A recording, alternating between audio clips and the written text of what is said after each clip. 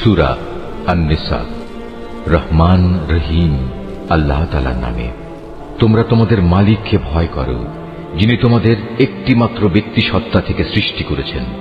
অতঃপর তিনি তা থেকে তার জুড়ি পয়দা করেছেন। এরপর তিনি তাদের এই আদি জুড়ি থেকে বহু সংখ্যক নরনারী দুনিয়ায় চারিদিকে ছড়িয়ে দিয়েছেন।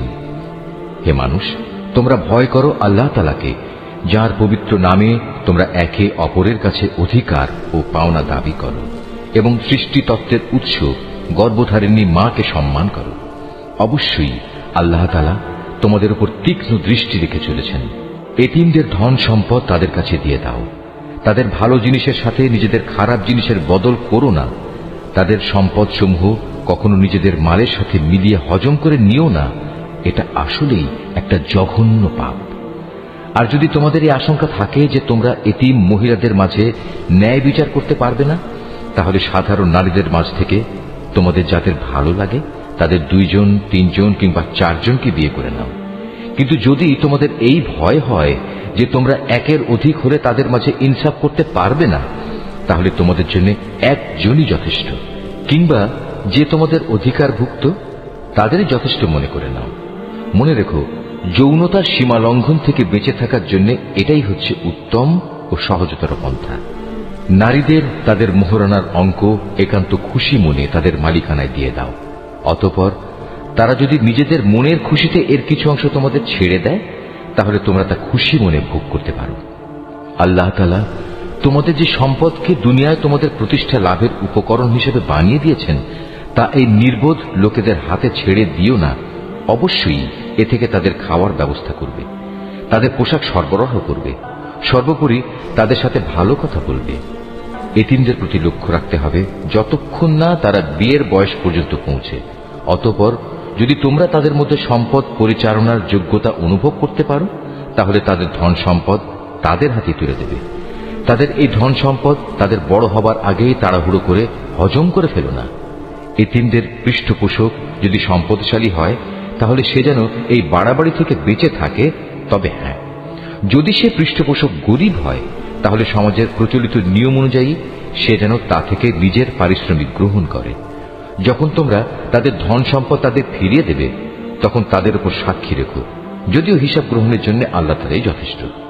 তাদের পিতামাতা ও আত্মীয় স্বজনদের রেখে যাওয়া ধন সম্পদে পুরুষদের যেমন নির্দিষ্ট অংশ রয়েছে, একইভাবে নারীদের জন্য সে সম্পদে নির্দিষ্ট অংশ রয়েছে, যা তাদের পিতামাতা ও আত্মীয় স্বজনরা রেখে গেছে। পরিমাণ অল্প হোক কিংবা বেশি, উভয়ের জন্য এর অংশ নির্দিষ্ট করে দেয়া হয়েছে। মৃত ব্যক্তির সম্পদ বন্টনের সময় যখন তার আপনজন, এতিম ও মিসকিনরা সেখানে এসে হাজির হয়, তখন তা থেকে তাদেরও কিছু দেবে এবং তাদের সাথে সুন্দরভাবে কথা বলবে। এতিমদের ব্যাপারে মানুষের এটুকু ভয় করা উচিত, যদি তারা নিজেরা মৃত্যুর সময় এমনি দুর্বল সন্তানদের পেছনে রেখে চলে আসত, তাহলে তাদের ব্যাপারে তারা এভাবে ভীত শঙ্কিত থাকত। অতএব তাদের ব্যাপারে আল্লাহকে ভয় করে চলা এবং এদের সাথে হামেশাই ন্যায় ইনসাফের কথাবার্তা বলা উচিত। যারা অন্যায়ভাবে এতিমদের মাল সম্পদ ভক্ষণ করে, তারা যেন আগুন দিয়ে নিজেদের পেট ভর্তি করে। অচিরেই এই লোকগুলো জাহান্নামের আগুনে জ্বলতে থাকবে। আল্লাহ তাআলা তোমাদের উত্তরাধিকারে সন্তানদের সম্পর্কে এ মর্মে তোমাদের জন্য এই বিধান জারি করেছেন যে এক ছেলের অংশ হবে 2 কন্যা সন্তানের মতো। কিন্তু উত্তরাধিকারী কন্যারা যদি 2-এর বেশি হয়, তাহলে তাদের জন্য থাকবে রেখে যাওয়া সম্পত্তির 2/3 আর সে কন্যা সন্তান যদি 1 জন হয়, তাহলে তার অংশ হবে পরিত্যক্ত সম্পত্তির অর্ধেক। মৃত ব্যক্তির সন্তান থাকলে তার পিতামাতা প্রত্যেকের জন্য থাকবে সে সম্পদের 6/1 অপরদিকে মৃত ব্যক্তির যদি কোনো সন্তান না থাকে এবং পিতামাতাই যদি হয় তার একমাত্র উত্তরাধিকারী, তাহলে তার মায়ের অংশ হবে 3/1। যদি মৃত ব্যক্তির কোনো ভাই বোন বেঁচে থাকে, তাহলে তার মায়ের অংশ হবে 6/1। মৃত্যুর আগে সে যে ওসিয়ত করে গেছে এবং তার রেখে যাওয়া ঋণ আদায় করে দেওয়ার পরেই কিন্তু এই সব ভাগ বাটোয়ারা করতে হবে। তোমরা জানো না তোমাদের পিতামাতা ও তোমাদের সন্তান সন্ততির মধ্যে কে তোমাদের জন্য উপকারের দিক থেকে বেশি নিকটবর্তী। অতএব এ হচ্ছে আল্লাহর বিধান। অবশ্যই আল্লাহ তাআলা সকল কিছু সম্পর্কে ওয়াকিবহাল এবং তিনি হচ্ছেন বিজ্ঞ পরম কুশলী। তোমাদের স্ত্রীদের রেখে যাওয়া সম্পত্তিতে তোমাদের অংশ হচ্ছে অর্ধেক, যদি তাদের কোনো সন্তানাদি না থাকে। আর যদি তাদের সন্তান থাকে তাহলে সে সম্পত্তিতে তোমাদের অংশ হবে 4 ভাগের 1 ভাগ। তারা যে ওসিয়ত করে গেছে কিংবা তাদের ঋণ পরিশোধ করার পরেই কিন্তু তোমরা এই অংশ পাবে। তোমাদের স্ত্রীদের জন্য থাকবে তোমাদের রেখে যাওয়া সম্পত্তির 1/4 যদি তোমাদের কোনো সন্তান না থাকে। যদি তোমাদের সন্তান থাকে তাহলে তারা পাবে রেখে যাওয়া সম্পদের 8 ভাগের 1 ভাগ। মৃত্যুর আগে তোমরা যা ওসিয়ত করে যাবে কিংবা যে ঋণ তোমরা রেখে যাবে তা পরিশোধ করে দেওয়ার পরেই এই অংশ তারা পাবে। যদি কোনো পুরুষ কিংবা নারী এমন হয় যে তার কোনো সন্তান নেই, পিতামাতাও নেই, শুধু আছে তার 1 ভাই ও 1 বোন, তাহলে তাদের সবার জন্য থাকবে 6 ভাগের 1 ভাগ। ভাই বোন মিলে তারা যদি এর চাইতে বেশি হয় তবে মৃত ব্যক্তির রেখে যাওয়া সম্পদের 1/3 তারা সবাই সমান অংশীদার হবে। অবশ্য এ সম্পত্তির উপর মৃত ব্যক্তির যা ওসিয়ত করা আছে কিংবা কোনো ঋণ পরিশোধের পরই এ ভাগাভাগি করা যাবে। তবে কখনো উত্তরাধিকারীদের অধিকার পাওয়ার পথে তা যেন ক্ষতিকর হয়ে না দাঁড়ায় সে কথাও খেয়াল রাখতে হবে, কেননা এ হচ্ছে আল্লাহর নির্দেশ, আর আল্লাহ তাআলা সর্বজ্ঞানী ও পরম ধৈর্যশীল। এগুলো হচ্ছে আল্লাহ তাআলার সীমারেখা। যে ব্যক্তি এর ভেতরে থেকে তার ও তার রসুলের আনুগত্য করবে, আল্লাহ তাআলা তাকে এমন এক জান্নাতে প্রবেশ করাবেন যার তলদেশ দিয়ে ঝর্ণাধারা প্রবাহিত হবে। সেখানে সে অনন্তকাল ধরে অবস্থান করবে। মূলত এ হবে এক মহা সাফল্য। অপরদিকে যে ব্যক্তি আল্লাহ তাআলা ও তার রসুলের নাফরমানি করবে এবং তার নির্ধারিত সীমারেখা লঙ্ঘন করবে, আল্লাহ তাআলা তাকে জ্বলন্ত আগুনে প্রবেশ করাবেন। সেখানে সে অনন্তকাল ধরে থাকবে। এটা হচ্ছে তার জন্য অপমানকর শাস্তি। তোমাদের নারীদের মধ্যে যারা ব্যভিচারের দুষ্কর্ম নিয়ে আসবে তাদের বিচারের উপর তোমরা নিজেদের মধ্যে থেকে 4 জন সাক্ষী জোগাড় করবে। অতঃপর সে 4 জন লোক যদি ইতিবাচক সাক্ষ্য প্রদান করে তাহলে সে নারীদের তোমরা ঘরের ভেতর অবরুদ্ধ করে রাখবে যতদিন না মৃত্যু এসে তাদের সমাপ্তি ঘটিয়ে দেয়, অথবা আল্লাহ তাআলা তাদের জন্য অন্য কোনো ব্যবস্থা না করেন। আর তোমাদের মধ্যে যে 2 জন নরনারী এ ব্যভিচারের কাজ করবে তাদের 2 জনকেই তোমরা শাস্তি দেবে। হ্যাঁ, তারা যদি তওবা করে এবং নিজেদের সংশোধন করে নেয় তাহলে তাদের শাস্তি দেয়া থেকে তোমরা সরে দাঁড়াও। অবশ্যই আল্লাহ তাআলা তওবা কবুলকারী এবং পরম দয়ালু। আল্লাহ তাআলার উপর শুধু তাদের তওবাই কবুলযোগ্য হবে যারা ভুলবশত গুনাহের কাজ করে, অতঃপর জানা মাত্রই তারা দ্রুত তা থেকে ফিরে আসে। মূলত এরাই হচ্ছে সেসব লোক যাদের উপর আল্লাহ তাআলা দয়া পরবশ হন, আর আল্লাহ তাআলাই হচ্ছেন সর্ববিষয় জ্ঞানী কুশলী। আর তাদের জন্য তওবা করার কোনো অবকাশ নেই যারা আজীবন শুধু গুনাহের কাজই করে।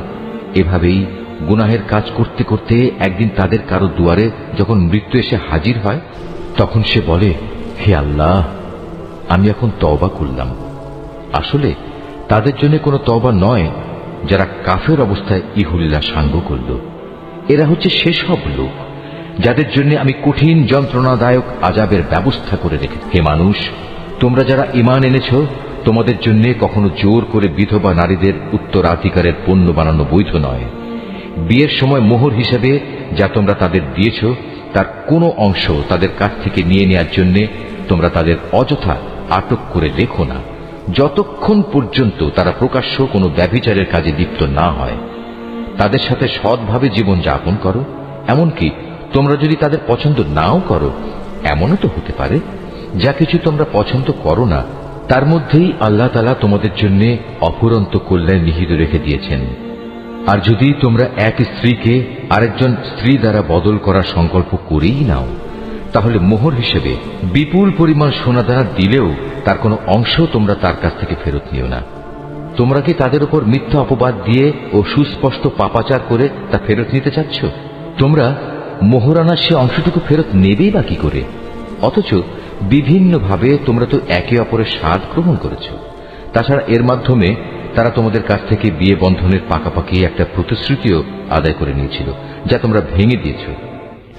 নারীদের মধ্যে থেকে যাদের তোমাদের পিতামহরা বিয়ে করেছে তাদের তোমরা কখনো বিয়ে করো না। হ্যাঁ, এই নির্দেশ আসার আগে যা হয়ে গেছে তা তো হয়েই গেছে। এটি আসলেই ছিল এক অশ্লীল নির্লজ্জ কাজ এবং খুবই ঘৃণ্য ও নিকৃষ্ট আচরণ। বিয়ের জন্য তোমাদের উপর হারাম করে দেয়া হয়েছে তোমাদের মা, তোমাদের মেয়ে, তোমাদের বোন, তোমাদের ফুপু, তোমাদের খালা, ভাইদের মেয়ে, বোনদের মেয়ে। আরো হারাম করা হয়েছে সেসব মা যারা তোমাদের বুকের দুধ খাইয়েছে, তোমাদের দুধ খাওয়ার সাথী বোন, তোমাদের স্ত্রীদের মা, তোমাদের স্ত্রীদের মাঝে যাদের সাথে তোমরা সহবাস করেছ, তাদের আগের স্বামীর ঔরসজাত মেয়েরা যারা তোমাদের অভিভাবকত্বে রয়েছে। অবশ্য যদি তাদের সাথে তোমাদের শুধু বিয়ে হয়ে থাকে কিন্তু তোমরা কখনো তাদের সাথে সহবাস করনি, তাহলে তাদের আগের স্বামীর মেয়েদের বিয়ে করায় তোমাদের জন্য কোনো দোষ নেই। তোমাদের জন্য তোমাদের নিজেদের ঔরসজাত ছেলেদের স্ত্রীদের হারাম করা হয়েছে। উপরন্তু বিয়ের জন্য তোমাদের উপর দুই বোনকে একত্র করাও হারাম করা হয়েছে। তবে যা কিছু এর আগে সংগঠিত হয়ে গেছে তা তো হয়েই গেছে। সে ব্যাপারে অবশ্যই আল্লাহ তাআলা বড়ই ক্ষমাশীল ও একান্ত দয়াবান। নারীদের মাঝে আগে থেকেই বিয়ের দুর্গে অবস্থানকারীদেরও তোমাদের জন্য হারাম করা হয়েছে। তবে যেসব নারী যুদ্ধবন্দী হয়ে তোমাদের অধিকারে এসে পড়েছে তারা ব্যতীত। এ হচ্ছে বিয়ের ব্যাপারে তোমাদের উপর আল্লাহ তাআলার বিধান। এর বাইরে যেসব নারী রয়েছে তাদের তোমাদের জন্য এ শর্তে হালাল করা হয়েছে যে তোমরা বিয়ের জন্য একটি নির্দিষ্ট পরিমাণ মোহরের বিনিময়ে আদায় করে দেবে এবং তোমরা বিয়ের সংরক্ষিত দুর্গে অবস্থান করবে। তোমরা অবাধ যৌন স্পৃহা পূরণে নিয়োজিত হবে না। অতঃপর তাদের মধ্যে যাদের তোমরা এর মাধ্যমে উপভোগ করবে তাদের মোহরের বিনিময়ে ফরজ হিসেবে আদায় করে দাও। অবশ্য একবার এ মোহর নির্ধারিত হয়ে যাওয়ার পর যে পরিমাণের উপর তোমরা উভয় একমত হও তাতে কোনো দোষের কিছু নেই। নিশ্চয়ই আল্লাহ তাআলা সর্বজ্ঞ, কুশলী। আর তোমাদের মধ্যে যে ব্যক্তির স্বাধীন ও সম্ভ্রান্ত কোনো ঈমানদার নারীকে বিয়ে করার আর্থিক ও সামাজিক সামর্থ্য না থাকে তাহলে সে যেন তোমাদের অধিকারভুক্ত কোনো ঈমানদার নারীকে বিয়ে করে নেয়। তোমাদের ঈমানের অবস্থা সম্পর্কে তো আল্লাহ তাআলা সম্যক অবগত আছেন। ঈমানের মাপকাঠিতে তোমরা তো একই রকম। অতঃপর তোমরা তাদের অধিকারভুক্তদের অভিভাবকদের অনুমতি নিয়ে বিয়ে করো এবং ন্যায় ইনসাফ ভিত্তিক তাদের যথার্থ মোহরানা দিয়ে দাও। এর উদ্দেশ্য হচ্ছে তারা যেন বিয়ের দুর্গে সুরক্ষিত হয়ে যায়, স্বেচ্ছাচারিণী হয়ে পর পুরুষকে আনন্দ দানের কাজে নিয়োজিত না থাকে। অতঃপর যখন তাদের বিয়ের দুর্গে অবস্থান করে দেয়া হলো তখন যদি তারা ব্যভিচারে লিপ্ত হয় তখন তাদের উপর আরোপিত শাস্তির পরিমাণ কিন্তু বিয়ের দুর্গে অবস্থানকারিণী স্বাধীন সম্ভ্রান্ত নারীদের উপর আরোপিত শাস্তির অর্ধেক। তোমাদের মধ্যে যাদের ব্যভিচারে লিপ্ত হবার আশঙ্কা থাকবে শুধু তাদের জন্যই এই রেয়াতটুকু দেয়া হয়েছে। কিন্তু তোমরা যদি ধৈর্য ধারণ করতে পারো অবশ্যই তা তোমাদের জন্য কল্যাণকর এবং আল্লাহ তাআলা একান্ত ক্ষমাপরায়ণ ও পরম দয়ালু। আল্লাহ তাআলা তাঁর বাণীসমূহ তোমাদের কাছে খুলে খুলে বলে দিতে চান এবং তিনি তোমাদের পূর্ববর্তী পুণ্যবান মানুষদের পথে পরিচালিত করতে চান। আর এর মাধ্যমে আল্লাহ তাআলা তোমাদের ক্ষমা অনুগ্রহ করতে চান। আল্লাহ তাআলা সর্বজ্ঞ, কুশলী। আল্লাহ তাআলা তোমাদের উপর ক্ষমা পরবশ হবেন। অপরদিকে যারা নিজেদের পাশবিক লালসার অনুসরণ করে তারা চায় তোমরা সে ক্ষমার পথ থেকে বহুদূরে নিক্ষিপ্ত হয়ে গোমরা থেকে যাও। আল্লাহ তাআলা তোমাদের উপর থেকে বিধিনিষেধের বোঝা লঘু করে তোমাদের জীবন সহজ করে দিতে চান, কেননা মানুষকে অত্যন্ত দুর্বল করে পয়দা করা হয়েছে। হে মানুষ, তোমরা যারা ঈমান এনেছ কখনো তোমরা একে অপরের ধন সম্পত্তি অন্যায়ভাবে গ্রাস করো না। হ্যাঁ, ব্যবসা বাণিজ্য যা করবে তা পারস্পরিক সম্মতির ভিত্তিতেই করবে এবং কখনো স্বার্থের কারণে একে অপরকে হত্যা করো না। অবশ্যই আল্লাহ তাআলা তোমাদের প্রতি মেহেরবান। যে কেউই বাড়াবাড়ি ও জুলুম করতে গিয়ে এই হত্যার কাজ করে অচিরেই আমি তাকে আগুনে পুড়িয়ে দেব। আর আল্লাহর পক্ষে এ কাজ একেবারেই সহজ, মোটেই কঠিন কিছু নয়। যদি তোমরা সে সমস্ত বড় বড় গুনাহ থেকে বেঁচে থাকো যা থেকে বেঁচে থাকার জন্য তোমাদের নির্দেশ দেওয়া হয়েছে, তাহলে তোমাদের ছোটখাটো গুনাহ আমি এমনিই তোমাদের হিসাব থেকে মুছে দেব এবং অত্যন্ত সম্মানজনক স্থানে আমি তোমাদের পৌঁছে দেব। আল্লাহ তাআলা তোমাদের একজনের তুলনায় আরেকজনকে যা কিছু বেশি দান করেছেন তোমরা তা পাওয়ার লালসা করো না। যা কিছু পুরুষরা উপার্জন করল তা তাদেরই অংশ হবে, আবার নারী যা কিছু অর্জন করল তাও হবে তাদেরই অংশ। তোমরা আল্লাহ তাআলার কাছ থেকে তার অনুগ্রহ পাওয়ার জন্য প্রার্থনা করো। অবশ্যই আল্লাহ তাআলা প্রতিটি বিষয় সম্পর্কে সম্যক ওয়াকেবহাল রয়েছেন। পিতামাতা ও আত্মীয় স্বজনের রেখে যাওয়া সম্পত্তিতে আমি সবার জন্যই অভিভাবক নিযুক্ত করে রেখেছি। যাদের সাথে তোমাদের কোনো চুক্তি কিংবা অঙ্গীকার রয়েছে তাদের পাওনা পুরোপুরি আদায় করে দেবে। আল্লাহ তাআলা অবশ্যই প্রতিটি বিষয়ের উপর সাক্ষী হয়ে আছেন। পুরুষরা হচ্ছে নারীদের কাজকর্মের উপর প্রহরী, তত্ত্বাবধায়ক। কারণ আল্লাহ তাআলা এদের একজনকে আরেকজনের উপর কিছু বিশেষ মর্যাদা প্রদান করেছেন। পুরুষের এই মর্যাদার একটি বিশেষ কারণ হচ্ছে প্রধানত তারাই দাম্পত্য জীবনের জন্য নিজেদের অর্থ সম্পদ ব্যয় করে।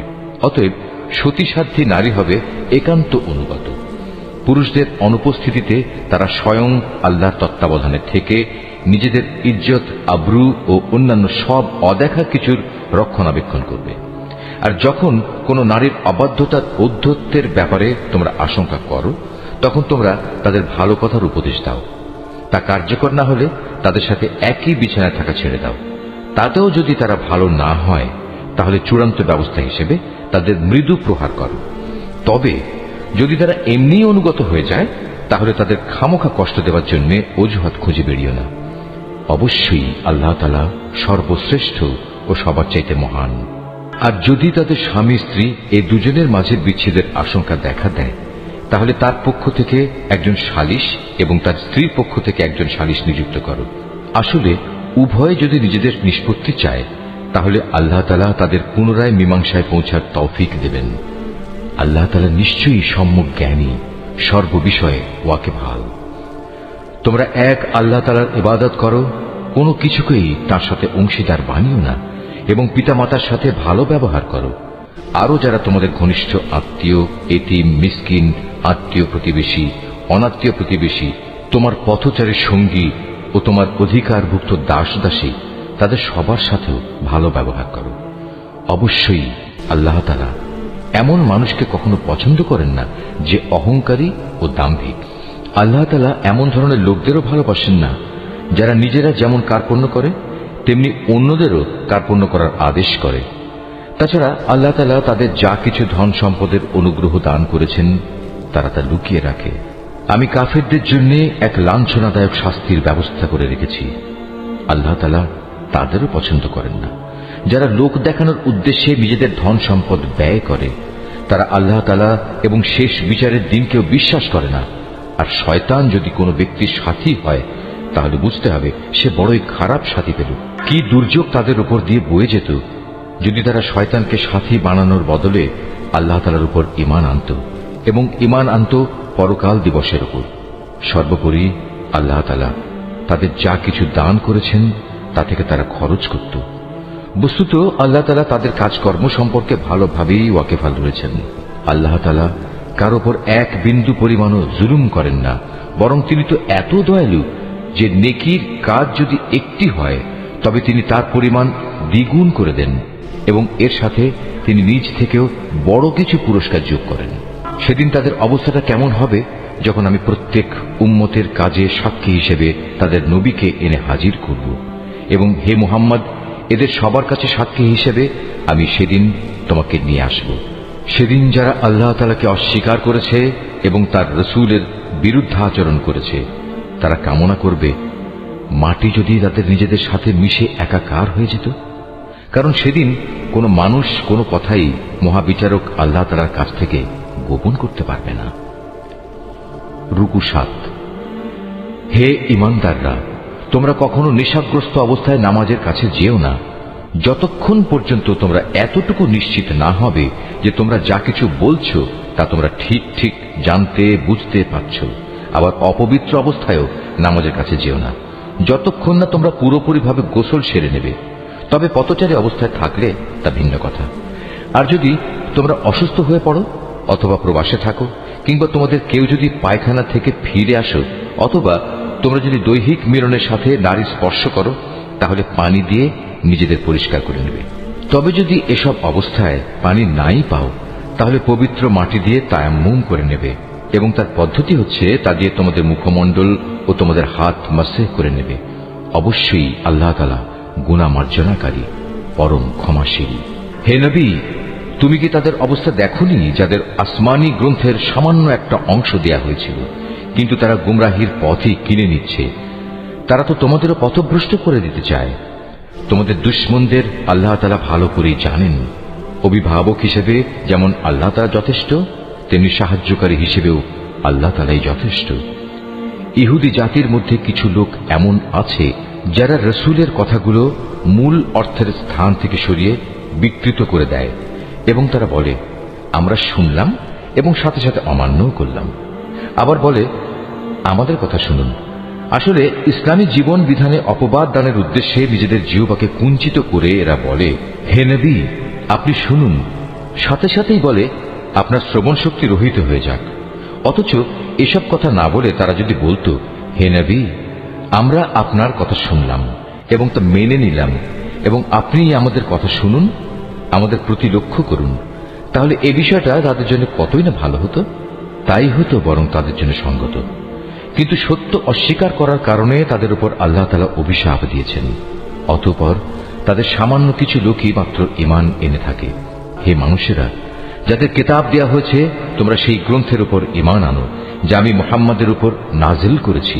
এ হচ্ছে এমন এক কিতাব যা তোমাদের কাছে মজুদ পূর্ববর্তী কিতাবের সত্যতা স্বীকার করে।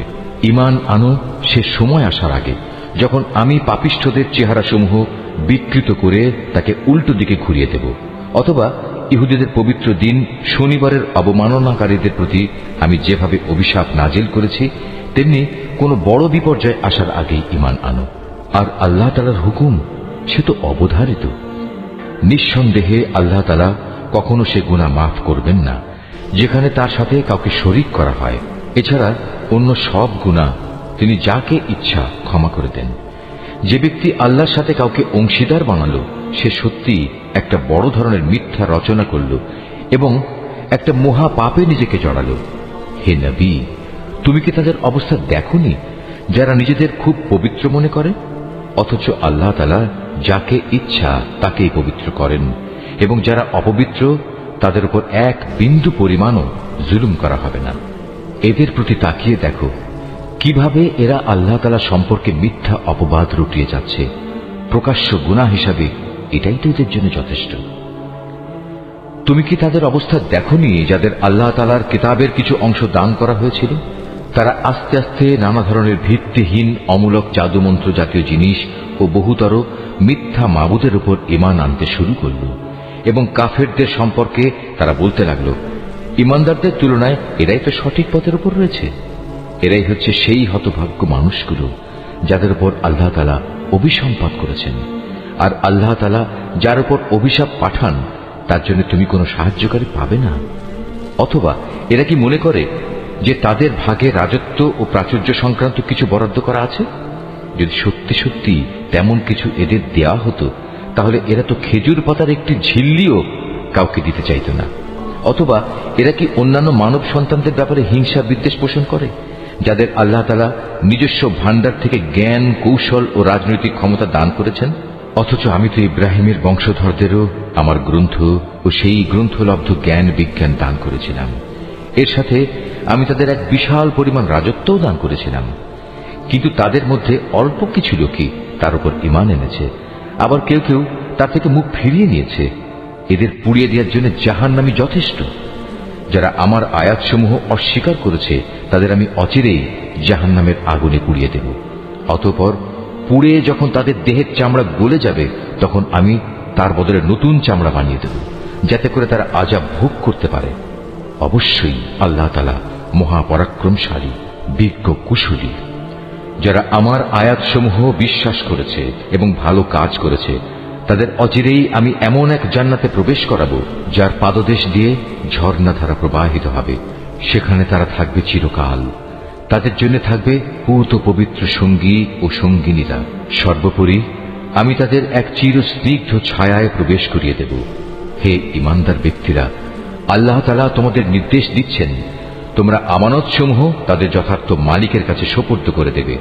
আর যখন মানুষের মাঝে কোনো কিছুর ব্যাপারে তোমরা বিচার ফয়সালা করো, তখন তা ন্যায় ও ইনসাফের ভিত্তিতে করবে। আল্লাহ তাআলা তোমাদের যা কিছু উপদেশ দেন তা সত্যি সুন্দর। আল্লাহ তাআলা সবকিছু দেখেন এবং শোনেন।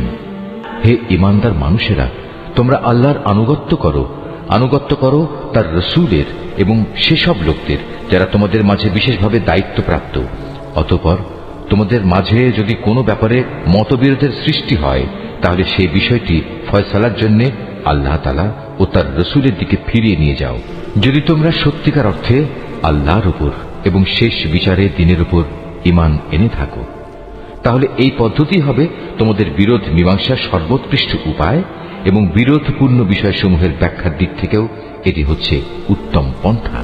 হে নবী, তুমি কি তাদের অবস্থা দেখোনি যারা মনে করে তারা সে বিষয়ের উপর ঈমান এনেছে যা তোমার কাছে পাঠানো হয়েছে এবং সে কিতাবের উপর ঈমান এনেছে যা তোমার আগে নাজিল করা হয়েছে, কিন্তু ফয়সালার সময় আমার কিতাবের বদলে এরা মিথ্যা মাবুদদের কাছ থেকে ফয়সালা পেতে চায়। অথচ এদের নির্দেশ দেওয়া হয়েছিল তারা এসব মিথ্যা মাবুদদের অস্বীকার করবে। আসল কথা হচ্ছে শয়তান এদের সত্য থেকে অনেক দূরে সরিয়ে নিয়ে যেতে চায়। এদের যখন বলা হয় আল্লাহ তাআলা তাঁর রসূলের উপর যা কিছু নাজিল করেছেন তোমরা তার দিকে ফিরে এসো, তখন তুমি এই মুনাফিকদের দেখবে এরা তোমার কাছ থেকে একে একে মুখ ফিরিয়ে দূরে সরে যাচ্ছে। অতঃপর তাদের কৃতকর্মের কারণে যখন তাদের উপর কোনো বিপদ মুসিবত এসে পড়ে তখন এদের অবস্থাটা কি হয় দেখেছ? তারা তখন সবাই তোমার কাছে ছুটে আসে এবং আল্লাহর নামের কসম করে তোমাকে বলে, আমরা তো কল্যাণ ও সম্প্রীতি ছাড়া আর কিছুই চাইনি। এদের মনের ভেতর কি অভিসন্ধি লুকিয়ে আছে তা আল্লাহ তাআলা ভালো করে জানেন। তাই তুমি এদের এড়িয়ে চলো। তুমি এদের ভালো উপদেশ দাও এমন সব কথায় যা তাদের অন্তর ছুঁয়ে যায়। তুমি আরো বলো, আমি যখনই কোনো জনপদে কোনো রসূল পাঠিয়েছি তাকে এজন্যই পাঠিয়েছি যে আল্লাহর নির্দেশ অনুযায়ী সেখানে তার শর্তহীন আনুগত্য করা হবে। যখনই তারা নিজেদের উপর কোনো জুলুম করবে তখনই তারা তোমার কাছে ছুটে আসবে এবং নিজেদের কৃতকর্মের জন্য আল্লাহ তাআলার কাছে ক্ষমা প্রার্থনা করবে। আল্লাহর রসূলও তাদের জন্য ক্ষমা চাইবে। এমত অবস্থায় তারা অবশ্যই আল্লাহকে পরম ক্ষমাশীল ও অতীব দয়ালু হিসেবে দেখতে পাবে। না, আমি তোমার মালিকের শপথ করে বলছি এরা কিছুতেই ঈমানদার হতে পারবে না যতক্ষণ না তারা তাদের যাবতীয় মতবিরোধের ফয়সালায় তোমাকে শর্তহীনভাবে বিচারক মেনে নেবে। অতঃপর তুমি যা ফয়সালা করবে সে ব্যাপারে তাদের মনে আর কোনো দ্বিধাদ্বন্দ্ব থাকবে না, বরং তোমার সিদ্ধান্ত তারা সর্বান্তকরণে মেনে নেবে। আমি যদি তাদের উপর এ আদেশ জারি করতাম যে তোমরা নিজেদের জীবন বিসর্জন দাও অথবা তোমরা নিজেদের ভিটে মাটি ছেড়ে অন্যত্র চলে যাও, তাহলে তাদের মধ্যে সামান্য সংখ্যক মানুষই তা করত। যেসব উপদেশ তাদের দেয়া হয়েছে তা যদি তারা মেনে চলত তবে তা তাদের জন্য খুবই কল্যাণকর হতো এবং তাদের মানসিক স্থিরতাও এতে করে মজবুত হতো। তাহলে আমিও আমার পক্ষ থেকে এজন্য তাদের বড় ধরনের পুরস্কার দিতাম। উপরন্তু আমি তাদের সরল পথও দেখিয়ে দিতাম। যারা আল্লাহ তাআলা ও তার রসূলের আনুগত্য করে তারা শেষ বিচারের দিন সেসব পুণ্যবান মানুষদের সাথে থাকবে যাদের উপর আল্লাহ তাআলা প্রচুর নিয়ামত বর্ষণ করেছেন। এরা হচ্ছে নবী রসূল যারা হেদায়েতের সত্যতা স্বীকার করেছে, আল্লাহর পথে জীবন উৎসর্গকারী শহীদ ও অন্যান্য নেককার মানুষ সাথী হিসাবে এরা সত্যি উত্তম। এ হচ্ছে আল্লাহ তাআলার কাছ থেকে অনুগ্রহ। মূলত কোনো কিছু জানার জন্য আল্লাহ তাআলাই যথেষ্ট। হে ঈমানদাররা, শত্রুর মোকাবেলায় তোমরা সর্বদা তোমাদের সতর্কতা গ্রহণ করো। অতঃপর হয় দলে দলে বিভক্ত হবে কিংবা একসঙ্গে শত্রুর মোকাবেলা করো। তোমাদের মধ্যে অবশ্যই এমন মুনাফিক লোক থাকবে যে যুদ্ধের ব্যাপারে গড়িমসি করবে। তোমাদের উপর কোনো বিপদ মুসিবত এলে সে বলবে, আল্লাহ তাআলা সত্যিই আমার উপর বড় অনুগ্রহ করেছেন, কেননা আমি সে সময় তাদের সাথে ছিলাম না। আর যদি তোমাদের উপর আল্লাহ তাআলার পক্ষ থেকে বিজয়ের অনুগ্রহ আসে তখন সে এমনভাবে বলে যেন তার সাথে তোমাদের কোন রকম বন্ধুত্বই ছিল না। সে তখন আরো বলে, কতই না ভালো হতো যদি আমি তাদের সাথে থাকতাম, তাহলে আজ আমিও অনেক বড় সফলতা অর্জন করতে পারতাম। যেসব মানুষ পরকালের বিনিময়ে এ পার্থিব জীবন ও তার সুখ স্বাচ্ছন্দ্য বিক্রি করে দিয়েছে সেসব মানুষের উচিত আল্লাহ তাআলার পথে লড়াই করা।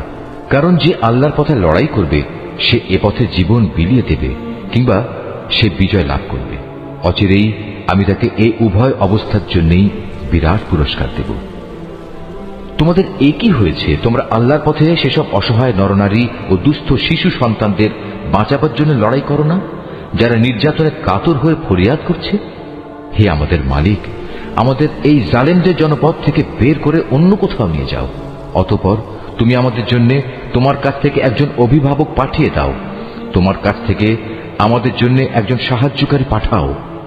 যারা আল্লাহ তাআলা ও তার রাসূলের উপর ঈমান এনেছে তারা সর্বদা আল্লাহর পথে যুদ্ধ করে, আর যারা আল্লাহ তাআলাকে অস্বীকার করেছে তারা লড়াই করে মিথ্যা মাবুদদের সপক্ষে। অতএব তোমরা যুদ্ধ করো শয়তান ও তার চেলা চামুন্ডাদের বিরুদ্ধে। তোমরা সাহস হারিও না, কারণ শয়তানের ষড়যন্ত্র খুবই দুর্বল। হে নবী, তুমি কি তাদের অবস্থা দেখোনি যাদের প্রথম দিকে যখন বলা হয়েছিল তোমরা আপাতত লড়াই থেকে নিজেদের হাত গুটিয়ে রাখো, এখন নামাজ প্রতিষ্ঠা করো এবং যাকাত প্রদান করো। তখন তারা জিহাদের জন্য অস্থির হয়ে পড়েছিল, অথচ যখন পরবর্তী সময়ে তাদের উপর সত্যি সত্যের লড়াই হুকুম নাজিল করা হলো তখন এদের একদল লোক তো প্রতিপক্ষের মানুষদের এমন ভাবে ভয় করতে শুরু করলো যেমনি ভয় শুধু আল্লাহ তাআলাকেই করা উচিত, ক্ষেত্র বিশেষে তার চাইতেও বেশি। তারা আরো বলতে শুরু করলো, হে আমাদের মালিক, তুমি আমাদের উপর যুদ্ধের এ হুকুম এত তাড়াতাড়ি জারি করতে গেলে কেন? কত ভালো হতো যদি তুমি আমাদের সামান্য কিছুটা অবকাশ দিতে। হে নবী, তুমি বলো, দুনিয়ার এ ভোগ সামগ্রী অত্যন্ত সামান্য। যে ব্যক্তি আল্লাহ তাআলাকে ভয় করে তার জন্য পরকাল অনেক উত্তম, আর সেই পরকালে তোমাদের উপর কণা মাত্র অবিচার করা হবে না। তোমরা যেখানেই থাকো না কেন মৃত্যু এসে তোমাদের নাগাল পাবেই। এমনকি তোমরা যদি কোনো মজবুত দুর্গেও থাকো সেখানেও মৃত্যু এসে হাজির হবে। এদের অবস্থা হচ্ছে, যখন কোনো কল্যাণ তাদের স্পর্শ করে তখন তারা বলে, হ্যাঁ, এ তো আল্লাহর পক্ষ থেকেই এসেছে। অপরদিকে যখন তাদের কোনো ক্ষতি ও অকল্যাণ স্পর্শ করে তখন তারা বলে, এসব তো এসেছে তোমার কাছ থেকে। তুমি তাদের বলে দাও, কল্যাণ অকল্যাণ সব কিছুতে আসে আল্লাহর পক্ষ থেকে। এই জাতির হয়েছে কি? এরা মনে হয় কথাটি বুঝতেই চায় না। যে কল্যাণই তুমি লাভ করো না কেন মনে রেখো তা আল্লাহর পক্ষ থেকেই আসে, আর যেটুকু অকল্যাণ তোমার উপর আসে তা আসে তোমার নিজের কর্মদোষের কারণে। আমি তোমাকে মানুষদের জন্য রাসূল বানিয়ে পাঠিয়েছি, আর সাক্ষী হিসেবে তো আল্লাহ তাআলাই যথেষ্ট।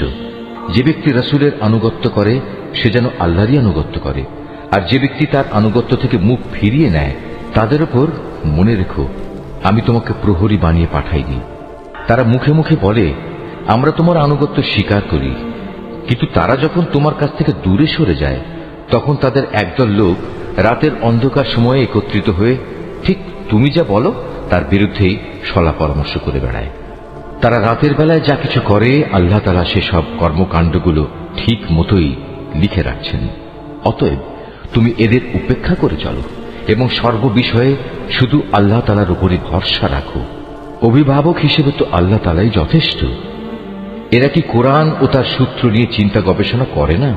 এই গ্রন্থটা যদি আল্লাহ তাআলা ছাড়া অন্য কারো কাছ থেকে আসতো তাহলে তাতে অবশ্যই তারা অনেক গরমিল দেখতে পেত। এদের কাছে যখনই নিরাপত্তা কিংবা ভয়ের কোনো খবর আসে তখন সত্য মিথ্যা না জেনেই এরা তা প্রচার করে বেড়ায়। অথচ তারা যদি এ জাতীয় খবর আল্লাহর রাসূল এবং তাদের দায়িত্বপ্রাপ্ত ব্যক্তিকে জানিয়ে দিত তাহলে এমন সব লোকেরা তা জানতে পারত যারা তাদের মধ্যে থেকে সেই খবরের যথার্থতা যাচাই করতে পারত। যদি তোমাদের উপর আল্লাহর অনুগ্রহ না থাকত তাহলে এ প্রচারণার ফলে হাতে গোনা কিছু লোক ছাড়া তোমাদের অধিকাংশ লোকই শয়তানের অনুসারী হয়ে যেত। অতএব হে নবী, তুমি আল্লাহর পথে লড়াই করো, কেননা তোমাকে শুধু তোমার কাজকর্মের জন্যই দায়ী করা হবে এবং তুমি তোমার সাথী মোমেনদের আল্লাহ তাআলার পথে লড়াই করতে উদ্বুদ্ধ করতে থাকো। আল্লাহ তাআলা হয়তো অচিরেই এ কাফেরদের শক্তি চূর্ণ বিচূর্ণ করে দেবেন, কারণ আল্লাহ তাআলা শক্তিতে প্রবলতর, আবার শাস্তি দানেও তিনি কঠোরতর। যদি তার জন্য কোনো ব্যক্তি কোনো ভালো কাজে সুপারিশ করে তাহলে তাতে অবশ্যই তার অংশ থাকবে, আবার যে ব্যক্তি কোনো অন্যায় কাজের ব্যাপারে সুপারিশ করবে তাহলে তার সৃষ্ট অকল্যাণেও তার সমপরিমাণ অংশ থাকবে। আল্লাহ তাআলাই তোমাদের সব ধরনের কাজের একক নিয়ন্ত্রণকারী। যখন তোমাদের সালাম দ্বারা অভিবাদন জানানো হয় তখন তোমরা তার চাইতেও উত্তম পন্থায় তার জবাব দাও। উত্তম ভাবে না হলেও কমপক্ষে যতটুকু সে দিয়েছে ততটুকুই ফেরত দাও। অবশ্যই আল্লাহ তাআলা সব কিছুর পুঙ্খানুপুঙ্খ হিসাব রাখেন। আল্লাহ তাআলা এক মহান সত্তা, তিনি ছাড়া দ্বিতীয় কোনো মাবুদ নেই। অবশ্যই তিনি তোমাদের কিয়ামতের দিন এক জায়গায় জড়ো করবেন। সেদিনের ব্যাপারে কোনো রকম সন্দেহ নেই। আর এমন কে আছে যে আল্লাহ তাআলার চাইতে বেশি সত্য কথা বলতে পারে? এ কি হলো তোমাদের? তোমরা মুনাফিকদের ব্যাপারে দুদলে বিভক্ত হয়ে গেলে, বিশেষ করে যখন স্বয়ং আল্লাহ তাআলাই তাদের কৃতকর্মের জন্য তাদের উপর অভিশাপ নাজিল করেছেন। আল্লাহ তাআলা যাদের পথভ্রষ্ট করে দিয়েছেন, তোমরা কি তাদের সঠিক পথে আনতে চাও? বস্তুত আল্লাহ তাআলা যাকে পথভ্রষ্ট করেন তার জন্য তুমি কোনো পথে খুঁজে পাবে না। তারা তো এটাই কামনা করে যে তারা যেভাবে কুফরি করেছে তোমরাও তেমনি কুফরি করো, তাহলে তোমরা উভয়ে একই রকম হয়ে যেতে পারো। কাজেই তুমি তাদের মধ্যে থেকে কাউকেও নিজের বন্ধুরূপে গ্রহণ করো না, যতক্ষণ না তারা আল্লাহ তাআলার পথে নিজেদের ভিটে মাটি ছেড়ে ঈমানের প্রমাণ না দেবে। আর যদি তারা হিজরতের এই কাজটি না করে, তাহলে তোমরা তাদের যেখানেই পাবে গ্রেফতার করবে এবং যুদ্ধরত শত্রুদের সহযোগিতা করার জন্য তাদের হত্যা করবে। আর কোনো অবস্থায় তাদের মধ্যে থেকে কাউকে তোমরা বন্ধু ও সাহায্যকারী হিসেবে গ্রহণ করো না। অবশ্য তাদের কথা আলাদা, যারা তোমাদের সাথে চুক্তিবদ্ধ কোনো একটি সম্প্রদায়ের সাথে এসে মিলিত হবে। আবার তাদের ব্যাপারও নয়, যারা তোমাদের সামনে এমন মানসিক অবস্থা নিয়ে আসে যে মূলত তাদের অন্তর তোমাদের সাথে যেমনি লড়াই করতে বাধা দেয়, তেমনি নিজেদের জাতির বিরুদ্ধেও তাদের লড়াই করতে বাধা দেয়। অপরদিকে আল্লাহ তাআলা যদি চাইতেন, তিনি তোমাদের উপর এদের ক্ষমতাবান করে দিতে পারতেন। তেমন অবস্থায় তারা অবশ্যই তোমাদের সাথে লড়াই করত। অতএব এরা যদি তোমাদের কাছ থেকে আলাদা হয়ে যায়, ময়দানের লড়াই থেকে বিরত থাকে এবং তোমাদের কাছে শান্তি ও সন্ধির প্রস্তাব পাঠায়, তাহলে তাদের বিরুদ্ধে অভিযানের কোনো পন্থাই আল্লাহ তাআলা তোমাদের জন্য উন্মুক্ত রাখেননি। এই মুনাফিকদের মাঝে তোমরা এমন আর এক দল পাবে, যারা তোমাদের দিক থেকে যেমন শান্তি ও নিরাপত্তা পেতে চায়, তেমনি তারা তাদের নিজেদের জাতির কাছ থেকেও নিরাপত্তা ও নিশ্চয়তা পেতে চায়। কিন্তু এদের যখনই কোনো বিপর্যয় সৃষ্টির কাজের দিকে ডাক দেয়া হবে, তখন সাথে সাথেই এরা তোমাদের বিরুদ্ধে ঝাঁপিয়ে পড়বে। এরা যদি সত্যিই তোমাদের সাথে যুদ্ধ করা থেকে সরে না দাঁড়ায় এবং কোনো শান্তি ও সন্ধি প্রস্তাব তোমাদের কাছে পেশ না করে এবং নিজেদের অস্ত্র সংবরণ না করে, তাহলে তাদের তোমরা যেখানেই পাবে গ্রেফতার করবে এবং চরম বিদ্রোহের জন্য তাদের তোমরা হত্যা করবে। মূলত এরাই হচ্ছে সেসব লোক যাদের উপর আমি তোমাদের সুস্পষ্ট ক্ষমতা দান করেছি। এটা কোনো ইমানদার ব্যক্তির কাজ নয় যে সে আরেকজন ইমানদার ব্যক্তিকে হত্যা করবে। অবশ্য ভুলবশত করে ফেললে তা সম্পূর্ণ ভিন্ন কথা। যদি কোনো ইমানদার ব্যক্তি আরেকজন ইমানদার ব্যক্তিকে ভুল করে হত্যা করে, তাহলে তার বিনিময় হচ্ছে সে একজন দাস মুক্ত করে দেবে এবং তার সাথে নিহত ব্যক্তির পরিবার পরিজনকে তার রক্তের ন্যায়সঙ্গত মূল্য পরিশোধ করে দেবে। তবে নিহত ব্যক্তির পরিবারের লোকেরা যদি রক্তমূল্য মাফ করে দেয়, তবে তা স্বতন্ত্র কথা। এই নিহত ইমানদার ব্যক্তি যদি এমন কোন জাতির বা গোত্রের লোক হয় যারা তোমাদের শত্রু, তাহলে তার বিনিময় হবে শুধু একজন মোমেন দাসের মুক্তি। অপরদিকে নিহত ব্যক্তি যদি এমন এক সম্প্রদায়ের কেউ হয়ে থাকে যাদের সাথে তোমাদের কোনো সন্ধি চুক্তি বলবৎ আছে, তবে তার রক্তের মূল্য আদায় করা ও একজন ইমানদার দাসের মুক্তিও অপরিহার্য। যে ব্যক্তি মুক্ত করার জন্য কোনো দাস পাবে না, তার বিধান হচ্ছে ক্রমাগত 2 মাসের রোজা রাখা। এ হচ্ছে আল্লাহ তাআলার পক্ষ থেকে মানুষের তওবা কবুল করানোর ব্যবস্থা মাত্র। বস্তুত আল্লাহ তাআলা সর্বজ্ঞ, কুশলী। যে ব্যক্তি ইচ্ছাকৃতভাবে কোনো ইমানদার ব্যক্তিকে হত্যা করবে, তার শাস্তি হচ্ছে জাহান্নাম। সেখানে সে অনন্তকাল ধরে পড়ে থাকবে। আল্লাহ তাআলা তার উপর ভয়ানক রুষ্ট, তাকে তিনি লানত দেন। আল্লাহ তাআলা তার জন্য যন্ত্রণাদায়ক আযাব প্রস্তুত করে রেখেছেন। হে ইমানদার ব্যক্তিরা, তোমরা যখন আল্লাহ তাআলার পথে জিহাদের রাস্তায় বের হবে, তখন বিচার বুদ্ধি প্রয়োগ করবে। কোন ব্যক্তি কিংবা সম্প্রদায় যখন তোমাদের সামনে শান্তি ও সন্ধির প্রস্তাব পেশ করে, তখন কিছু বৈষয়িক ধন সম্পদের প্রত্যাশায় তাকে তোমরা বলো না যে না, তুমি ইমানদার নও। আসলে আল্লাহ তাআলার কাছে অনায়াসলভ্য সম্পদ প্রচুর রয়েছে, সম্পদের প্রচুর ভান্ডার পড়ে আছে।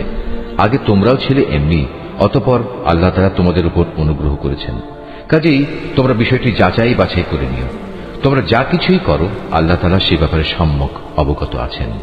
মোমিনদের মাঝে যারা কোন রকম শারীরিক পঙ্গুত্ব ও অক্ষমতা না থাকা সত্ত্বেও বসে থেকেছে, আর যারা নিজেদের জান ও মাল দিয়ে আল্লাহ তাআলার পথে জিহাদে অবতীর্ণ হয়েছে, এরা উভয়ে কখনো সমান নয়। ঘরে বসে থাকা লোকদের তুলনায় ময়দানের মুজাহিদদের, যারা নিজেদের জান মাল দিয়ে আল্লাহ তাআলার পথে জিহাদ করেছে, আল্লাহ তাআলা তাদের উঁচু মর্যাদা দান করেছেন। জিহাদ তখনও ফরজ ঘোষিত না হওয়ায় এদের সবার জন্য আল্লাহ তাআলা উত্তম পুরস্কারের ওয়াদা করেছেন। কিন্তু এটা ঠিক, আল্লাহ তাআলা ঘরে বসে থাকা লোকদের উপর সংগ্রামরত ময়দানের মুজাহিদদের অনেক শ্রেষ্ঠত্ব দান করেছেন। এই মর্যাদা দেয়া হয়েছে স্বয়ং আল্লাহ তাআলার পক্ষ থেকেই। এর সাথে রয়েছে তার ক্ষমা ও দয়া। মূলত আল্লাহ তাআলা বড় ক্ষমাশীল ও অতীব দয়ালু। যারা নিজেদের উপর জুলুম করেছিল তাদের প্রাণ কেড়ে নেওয়ার সময় মওতের ফেরেশতারা যখন তাদের জিজ্ঞেস করবে, বলতো এর আগে সেখানে তোমরা কিভাবে ছিলে? তারা বলবে, আমরা দুনিয়ায় দুর্বল ও অক্ষম ছিলাম। ফেরেশতারা বলবে, কেন তোমাদের জন্য আল্লাহর এই জমিন কি প্রশস্ত ছিল না? তোমরা ইচ্ছে করলে যেখানে চলে যেতে পারতে। আসলে এরা হচ্ছে অপরাধী। এরা হচ্ছে সেসব লোক যাদের আবাসস্থল হচ্ছে জাহান্নাম, আর তা কত নিকৃষ্টতম আবাস। তবে সেসব নারী পুরুষ ও শিশু সন্তান যাদের হিজরত করার মতো শারীরিক শক্তি ছিল না, কোথাও যাওয়ার কোনো উপকরণ ছিল না, তাদের কথা আলাদা। এরা হচ্ছে সেসব মানুষ আল্লাহ তাআলা সম্ভবত যাদের মাফ করে দেবেন। অবশ্যই আল্লাহ তাআলা গুনাহ মোচনকারী ও পরম ক্ষমাশীল। আর যে কেউই আল্লাহ তাআলার পথে হিজরত করবে সে অচিরেই আল্লাহ তাআলার জমিনে প্রশস্ত জায়গা ও অগণিত ধন সম্পদ পেয়ে যাবে। যখন কোনো ব্যক্তি আল্লাহ তাআলা ও তার রসুলের উদ্দেশ্যে হিজরত করার জন্য নিজ বাড়ি থেকে বের হয় এবং এমতাবস্থায় মৃত্যু এসে তাকে গ্রাস করে নেয়, তাহলে তার সে অপূর্ণ হিজরতের পুরস্কার দেওয়ার দায়িত্ব আল্লাহ তাআলার উপর।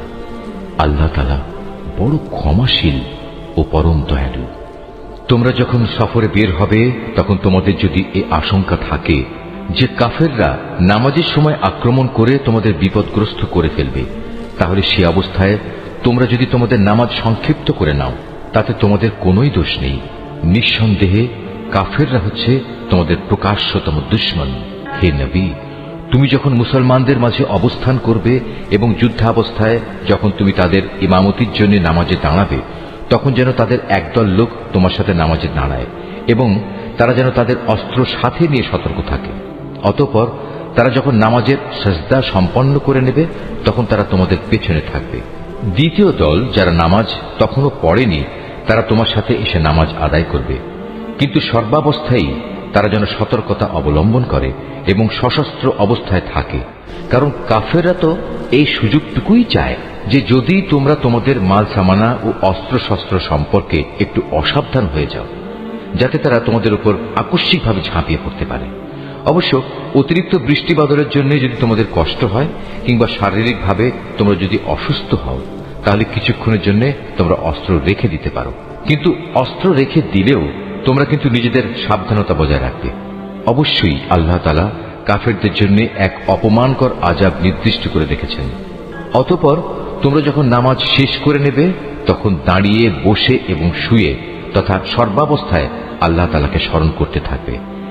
এরপর যখন তোমরা পুরোপুরি স্বস্তি বোধ করবে তখন যথারীতি নামাজ আদায় করবে। অবশ্যই নামাজ ঈমানদারদের উপর সুনির্দিষ্ট সময়ের সাথেই ফরজ করা হয়েছে। কোন শত্রু দলের পেছনে ধাওয়া করার সময় তোমরা বিন্দু মাত্র মনোবল হারিও না। তোমরা যদি কষ্ট পেয়ে থাকো তাহলে জেনে রেখো তারাও তো তোমাদের মতো কষ্ট পাচ্ছে, কিন্তু তোমরা আল্লাহ তাআলার কাছ থেকে যে জান্নাত আশা করো তারা তো তা করে না।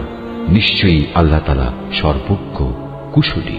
অবশ্যই আমি সত্য দ্বীনের সাথে তোমার উপর এই গ্রন্থ নাজিল করেছি, যাতে করে আল্লাহ তাআলা তোমাকে যা জ্ঞানের আলো দেখিয়েছেন তার আলোকে তুমি মানুষদের বিচার মীমাংসা করতে পারো। তবে বিচার ফয়সালার সময় তুমি কখনো বিশ্বাসঘাতকদের পক্ষে তর্ক করো না। তুমি আল্লাহ তাআলার কাছে ক্ষমা প্রার্থনা করো। অবশ্যই আল্লাহ তাআলা বড় ক্ষমাশীল ও পরম দয়ালু। যারা নিজেদের সাথে বিশ্বাসঘাতকতা করে তুমি কখনো এমন সব লোকের পক্ষে কথা বলো না, কেননা আল্লাহ তাআলা এই পাপিষ্ঠ বিশ্বাসঘাতকদের কখনো পছন্দ করেন না। এরা মানুষদের কাছ থেকে নিজেদের কর্ম লুকিয়ে রাখতে চায়, কিন্তু আল্লাহ তাআলার কাছ থেকে তারা কিছুই লুকোতে পারবে না। আল্লাহ তাআলা তো হচ্ছেন সেই মহান সত্তা যিনি রাতের অন্ধকারে তিনি যেসব কথা বা কাজ পছন্দ করেন না এমন সব বিষয়ে যখন এরা সলা পরামর্শ করে তখনও তিনি তাদের সাথেই থাকেন। এরা যা কিছু করে তা সম্পূর্ণ আল্লাহ তাআলার জ্ঞানের পরিধির আওতাধীন। হ্যাঁ, এরাই হচ্ছে সেসব লোক যাদের সঠিক ঘটনা না জানার কারণে দুনিয়ার জীবনে তোমরা যাদের পক্ষে তর্ক করেছ, কিন্তু কিয়ামতের দিনে আল্লাহ তাআলার সামনে কে তাদের পক্ষে কথা বলবে, কিংবা সেদিন কে তাদের উপর অভিভাবক হবে? যে ব্যক্তি গুনাহের কাজ করে অথবা গুনাহ করে নিজের উপর নিজেই অবিচার করে, অতঃপর এজন্য যখন সে আল্লাহ তাআলার কাছে ক্ষমা প্রার্থনা করে, তখন সে অবশ্যই আল্লাহ তাআলাকে পরম ক্ষমাশীল ও অতীব দয়ালু হিসাবে পাবে। যে ব্যক্তি কোনো গুনাহের কাজ করল, সে কিন্তু এর দ্বারা নিজেই নিজের ক্ষতি সাধন করল। আল্লাহ তাআলা সবকিছুই জানেন, তিনি কুশলী। যে ব্যক্তি একটি অন্যায় কিংবা পাপ কাজ করল, কিন্তু সে দোষ চাপিয়ে দিল একজন নির্দোষ ব্যক্তির ওপর, এ কাজের ফলে সে প্রকারান্তরে সাংঘাতিক একটা অপবাদ ও জঘন্য গুনাহের বোঝা নিজের ঘাড়ে উঠিয়ে নিল। এ পরিস্থিতিতে যদি তোমার উপর আল্লাহ তাআলার অনুগ্রহ ও দয়া না থাকত, তাহলে এদের একদল লোক তো তোমাকে প্রায় ভুল পথে পরিচালিত করেই ফেলেছিল। যদিও তারা এই আচরণ দিয়ে তাদের নিজেদের ছাড়া অন্য কাউকেই পথভ্রষ্ট করতে পারছিল না। অবশ্য তাদের এই প্রতারণামূলক কাজ দ্বারা তারা তোমার কোনোই ক্ষতি সাধন করতে সক্ষম হতো না, কারণ আল্লাহ তাআলা তাঁর গ্রন্থ ও সে গ্রন্থলব্ধ কলা কৌশল তোমার উপর নাযিল করেছেন, এবং তিনি তোমাকে এমন সব কিছুর জ্ঞান শিক্ষা দিয়েছেন যা আগে তোমার জানা ছিল না। তোমার উপর আল্লাহ তাআলার অনুগ্রহ ছিল অনেক বড়। এদের অধিকাংশ গোপন সলা পরামর্শের ভেতরই কোনো কল্যাণ নিহিত নেই। তবে যদি কেউ এর দ্বারা কাউকে কোনো দান খয়রাত, সৎ কাজ ও অন্য মানুষের মাঝে শান্তি ও সম্প্রীতি স্থাপনের আদেশ দেয়, তা ভিন্ন কথা। আর আল্লাহ তাআলার সন্তুষ্টি অর্জনের লক্ষ্যে যদি কেউ এসব কাজ করে, তাহলে অতি শীঘ্রই আমি তাকে মহাপুরস্কার দেব। আবার যে ব্যক্তি তার কাছে প্রকৃত সত্য স্পষ্ট হয়ে যাওয়ার পর রসুলের বিরুদ্ধে আচরণ করবে এবং ইমানদারদের পথ ছেড়ে বেঈমান লোকদের নিয়ম নীতির অনুসরণ করবে, তাকে আমি সেদিকেই পরিচালিত করব যেদিকে সে চলতে চেয়েছে। এর শাস্তি হিসেবে তাকে আমি জাহান্নামের আগুনে পুড়িয়ে দেব, আর তা কত নিকৃষ্ট আবাসস্থল। আল্লাহ তাআলা এ বিষয়টি ক্ষমা করবেন না যে তার সাথে কোন রকম শরীক করা হবে। এছাড়া অন্য সকল গুনাহ তিনি যাকে ইচ্ছা করেন তাকে ক্ষমা করে দিতে পারেন। তাই যে ব্যক্তি আল্লাহ তাআলার সাথে কাউকে শরীক করল, সে মূলত চরমভাবে গোমরাহ হয়ে গেল। আল্লাহকে ছাড়া এরা কাকে ডাকে? ডাকে নিকৃষ্ট দেবীকে কিংবা কোনো বিদ্রোহী শয়তানকে। তার উপর আল্লাহ তাআলা অভিশাপ বর্ষণ করেছেন, কারণ সে আল্লাহকে চ্যালেঞ্জ দিয়ে বলেছিল, আমি তোমার বান্দাদের এক অংশকে নিজের দলে শামিল করেই ছাড়ব। সে আরো বলেছিল, আমি অবশ্যই তোমার বান্দাদের গোমরাহ করে দেব, আমি অবশ্যই তাদের হৃদয়ে নানা প্রকারের মিথ্যা কামনা বাসনা জাগিয়ে তুলব, এবং আমি তাদের নির্দেশ দেব যেন তারা কুসংস্কারে লিপ্ত হয়ে জন্তু জানোয়ারের কান ছিদ্র করে দেয়। আমি তাদের আরো নির্দেশ দেব যেন তারা আল্লাহ তাআলার সৃষ্টিকে বিকৃত করে দেয়। মূলত যে কোনো ব্যক্তি আল্লাহ তাআলার বদলে শয়তানকে নিজের পৃষ্ঠপোষক বানিয়ে নেবে, সে এক সুস্পষ্ট ক্ষতি ও লোকসানের সম্মুখীন হবে। সে অভিশপ্ত শয়তান তাদের নানা প্রতিশ্রুতি দেয়, তাদের সামনে মিথ্যা বাসনার মায়াজাল সৃষ্টি করে, আর শয়তান যা প্রতিশ্রুতি দেয় তা হচ্ছে প্রতারণা মাত্র। এরাই হচ্ছে সেসব হতভাগ্য ব্যক্তি যাদের আবাসস্থল হচ্ছে জাহান্নাম, যার আযাব থেকে মুক্তির কোনো পন্থাই তারা খুঁজে পাবে না। অপরদিকে যারা শয়তানের প্রতিশ্রুতি উপেক্ষা করে আল্লাহ তাআলার উপর ঈমান আনবে এবং ভালো কাজ করবে, তাদের আমি অচিরেই এমন এক জান্নাতে প্রবেশ করাবো যার তলদেশ দিয়ে ঝর্ণাধারা বইতে থাকবে। তারা সেখানে অনন্তকাল ধরে অবস্থান করবে। আল্লাহর ওয়াদা সত্য, আর আল্লাহর চাইতে বেশি সত্য কথা কে বলতে পারে? মানুষের ভালো মন্দ যেমনি তোমাদের খেয়াল খুশির সাথে জড়িত নয়, তেমনি তা আহলে কিতাবদের খেয়াল খুশির সাথেও সম্পৃক্ত নয়। আসল কথা হচ্ছে, যে ব্যক্তি কোনো গুনাহের কাজ করবে তাকে তার প্রতিফল ভোগ করতে হবে, আর এ পাপী ব্যক্তি সেদিন আল্লাহ তাআলা ছাড়া অন্য কাউকেই নিজেদের পৃষ্ঠপোষক ও সাহায্যকারী হিসেবে পাবে না। পক্ষান্তরে যে ব্যক্তি কোনো ভালো কাজ করবে, নর কিংবা নারী, সে যদি ঈমানদার অবস্থায় তা সম্পাদন করে, তাহলে সে এবং তার মতো সব লোক অবশ্যই জান্নাতে প্রবেশ করবে। পুরস্কার দেওয়ার সময় তাদের উপর বিন্দু মাত্র অবিচার করা হবে না। তার চাইতে উত্তম জীবন বিধান আর কার হতে পারে যে আল্লাহ তাআলার নির্দেশের সামনে মাথা নত করে দেয়? মূলত সেই হচ্ছে নিষ্ঠাবান ব্যক্তি। তদুপরি সে নিষ্ঠার সাথে ইব্রাহিমের আদর্শ মেনে চলে, আর আল্লাহ তাআলা ইব্রাহিমকে স্বীয় বন্ধুরূপে গ্রহণ করেছেন। আসমান ও জমিনে যা কিছু আছে তার সবকিছুই আল্লাহ তাআলার জন্য, আর আল্লাহ তাআলা তার ক্ষমতা দিয়ে সবকিছুই পরিবেষ্টন করে আছেন। হে নবী, তারা তোমার কাছে নারীদের ব্যাপারে সিদ্ধান্ত জানতে চায়। তুমি তাদের বলো, আল্লাহ তাআলা তাদের ব্যাপারে তোমাদের জানিয়ে দিচ্ছেন তা সেই এতিম নারীদের সম্পর্কিত ব্যাপার, আর এই কিতাব থেকে যা কিছু তোমাদের উপর পঠিত হচ্ছে। আল্লাহ তাআলা তাদের জন্য যেসব অধিকার দান করেছেন যা তোমরা আদায় করতে চাও না, অথচ তোমরা তাদের বিয়ে ঠিকই করতে চাও। অসহায় শিশু সন্তান ও এতিমদের ব্যাপারে তোমাদের বলা হচ্ছে তোমরা যেন সুবিচার কায়েম করো। তোমরা যেটুকু সৎ কাজই করো, আল্লাহ তাআলা তার সবকিছু সম্পর্কেই সম্যকভাবে অবহিত রয়েছেন।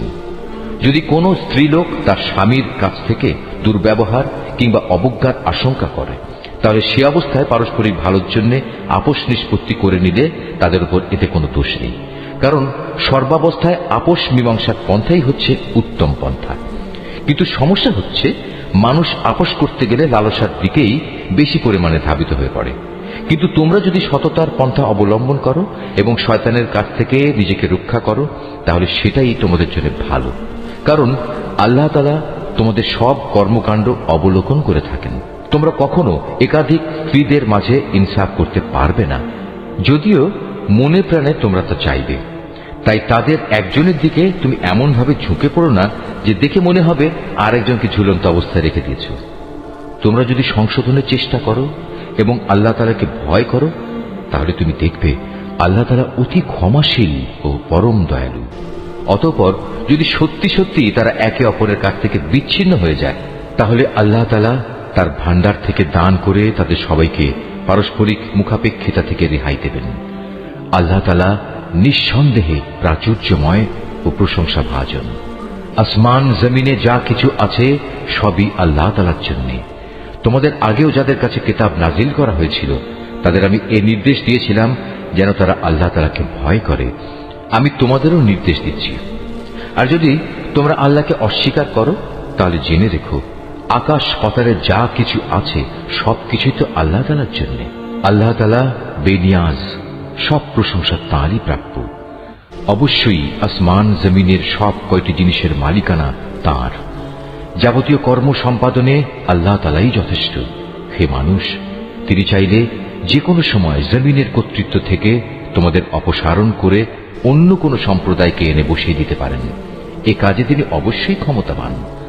তোমাদের মধ্যে যে ব্যক্তি এ দুনিয়াতেই তার পুরস্কার পেতে চায়, তার জেনে রাখা উচিত আল্লাহ তাআলার কাছে তো ইহকাল পরকাল এ উভয় কালের পুরস্কারই রয়েছে।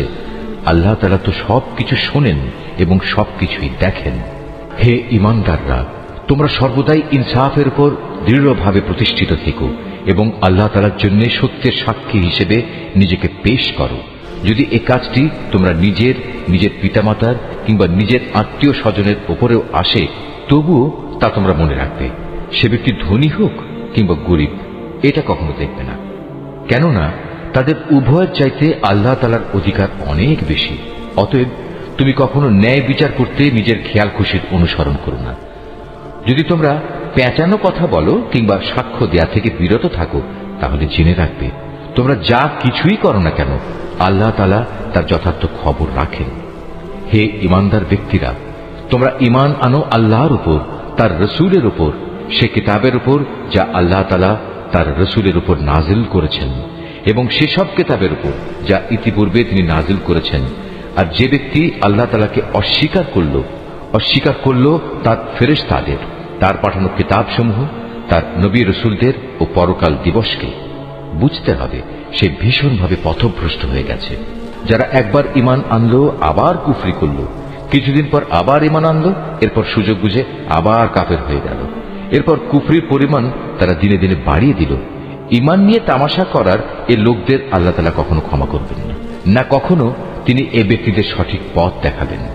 হে নবী, মুনাফিক ব্যক্তিদের তুমি সুসংবাদ দাও যে তাদের জন্য ভয়াবহ আযাব রয়েছে, যারা দুনিয়ার ফায়দার জন্য ঈমানদারদের বদলে কাফেরদের বন্ধু হিসেবে গ্রহণ করেছে। তারা কি এর দ্বারা এদের কাছ থেকে কোন রকম মান সম্মানের প্রত্যাশা করে? অথচ সবটুকু মান সম্মান তো আল্লাহ তাআলার জন্যই নির্দিষ্ট। আল্লাহ তাআলা ইতিপূর্বেও এই কিতাবের মাধ্যমে তোমাদের উপর আদেশ নাজিল করেছিলেন যে তোমরা যখন দেখবে কাফেরদের কোনো বৈঠকে আল্লাহ তাআলা নাজিল করা কোনো আয়াত অস্বীকার করা হচ্ছে এবং তার সাথে ঠাট্টা বিদ্রূপ করা হচ্ছে, তখন তোমরা তাদের সাথে এ ধরনের মজলিসে বসো না, যতক্ষণ না তারা অন্য কোনো আলোচনায় লিপ্ত হয়। এমনটি করলে অবশ্যই তোমরা তো তাদের মতো হয়ে গেলে। জেনে রেখো, আল্লাহ তাআলা অবশ্যই সব কাফের ও মুনাফিকদের জাহান্নামে একত্রিত করে ছাড়বেন। যারা সবসময় তোমাদের শুভ দিনের প্রতীক্ষায় থাকে, যদি আল্লাহ তাআলার অনুগ্রহে তোমাদের বিজয় আসে, তখন এরা কাছে এসে বলবে, কেন আমরা কি এই যুদ্ধে তোমাদের পক্ষে ছিলাম না? আবার যদি কখনো কাফেরদের ভাগে বিজয়ের অংশ লেখা হয়, তাহলে এরা সেখানে গিয়ে বলবে, আমরা কি তোমাদের মুসলমানদের কাছ থেকে রক্ষা করিনি? এমন অবস্থায় শেষ বিচারের দিনেই আল্লাহ তাআলা তোমাদের উভয়ের মাঝে ফয়সালা শুনিয়ে দেবেন এবং আল্লাহ তাআলা সেদিন মোমেনদের বিরুদ্ধে এ কাফেরদের কোনো অজুহাত পেশ করার পথ অবশিষ্ট রাখবেন না। অবশ্যই মুনাফিকরা আল্লাহ তাআলাকে ধোঁকা দেয়। মূলত এর মাধ্যমে আল্লাহই তাদের প্রতারণায় ফেলে দিচ্ছেন। এরা যখন নামাজে দাঁড়ায় তখন একান্ত আলস্য ভরেই দাঁড়ায়, আর তাও কেবল লোক দেখানোর জন্যই। এরা আল্লাহ তাআলাকে আসলে কমই স্মরণ করে।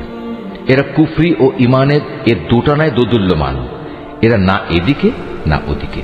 তুমি সে ব্যক্তিকে কখনো সঠিক পথ দেখাতে পারবে না যাকে আল্লাহ তাআলাই গোমরাহ করে দেন।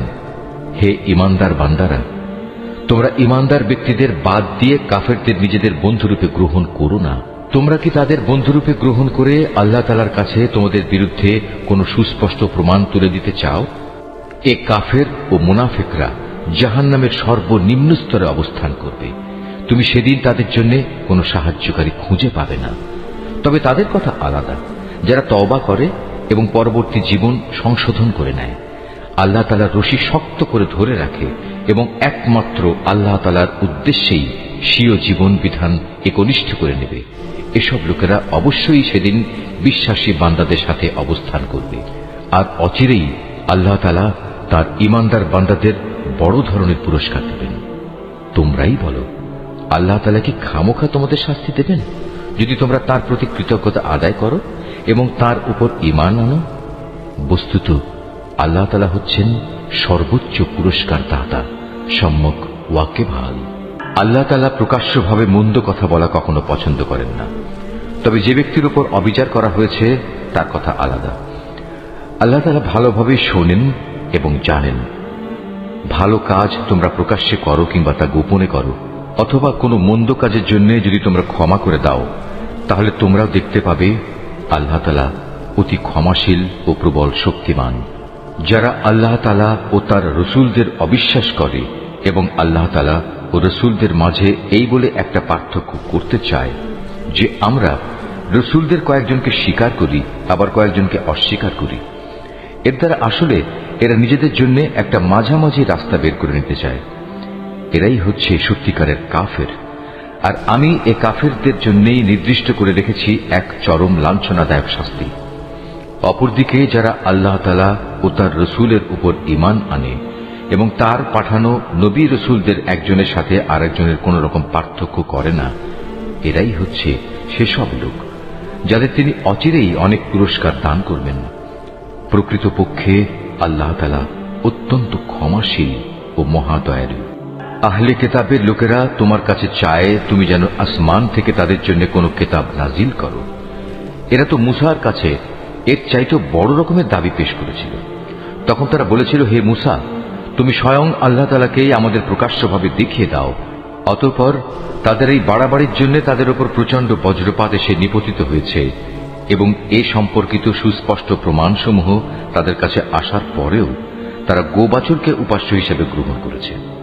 অতঃপর আমি তাদের এ অপরাধ ক্ষমা করে দিলাম এবং আমি মুসাকে স্পষ্ট প্রমাণসহ কেতাব দান করলাম। এদের ওপর তুর পাহাড়কে উঠিয়ে উঁচু করে ধরে আমি এদের কাছ থেকে আনুগত্যের প্রতিশ্রুতি আদায় করেছিলাম। আমি তাদের বলেছিলাম, নগরের দ্বার প্রান্ত দিয়ে ভেতরে প্রবেশ করার সময় তোমরা একান্ত অনুগত হয়ে ঢুকবে। আমি তাদের আরো বলেছিলাম, তোমরা শনিবারে মাছ ধরে আমার বিধানের সীমা লঙ্ঘন করো না।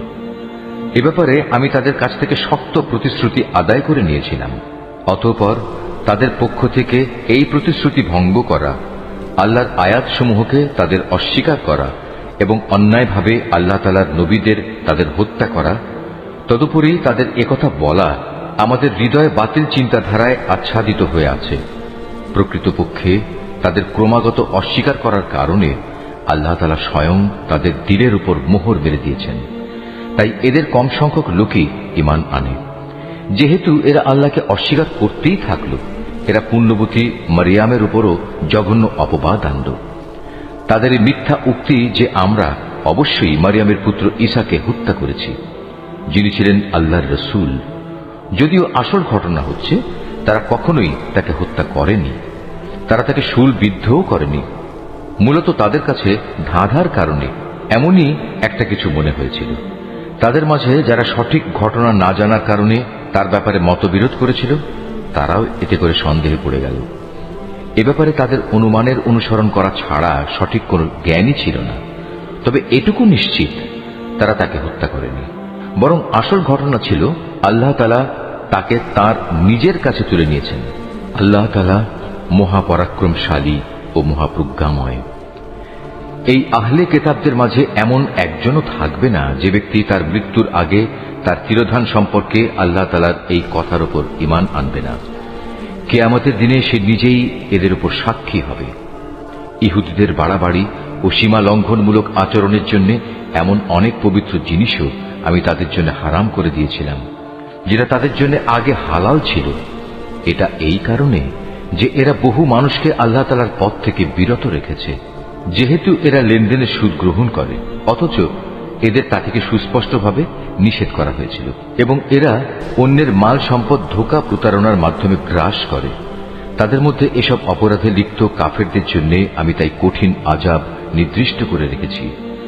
কিন্তু তাদের মধ্যে যাদের আবার জ্ঞানের গভীরতা রয়েছে, তারা এবং এমন সব ঈমানদার যারা তোমার উপর যা কিছু নাজিল হয়েছে তার উপর বিশ্বাস করে, সাথে সাথে তোমার পূর্ববর্তী নবী ও রসুলদের উপর যা নাজিল হয়েছে তার উপরও বিশ্বাস করে, নামাজ প্রতিষ্ঠা করে, যাকাত আদায় করে, সর্বোপরি আল্লাহ তাআলা ও শেষ দিনের উপর ঈমান আনে।